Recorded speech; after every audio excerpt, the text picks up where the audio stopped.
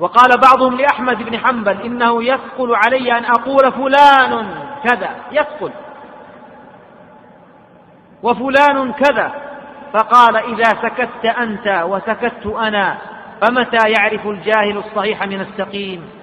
قال رحمه الله: ومثل أئمة البدع من أهل المقالات المخالفة الكتاب والسنة أو العبادات المخالفة الكتاب والسنة، فإن بيان حالهم وتحذير الأمة منهم واجب باتفاق المسلمين.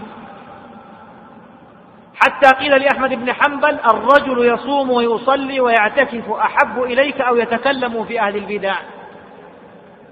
قال: إذا صام وصلى واعتكف فإنما هو لنفسه، وإذا تكلم في أهل البدع فإنما هو للمسلمين، هذا أفضل. فبين أن نفع هذا عام للمسلمين في دينهم من جنس الجهاد في سبيل الله،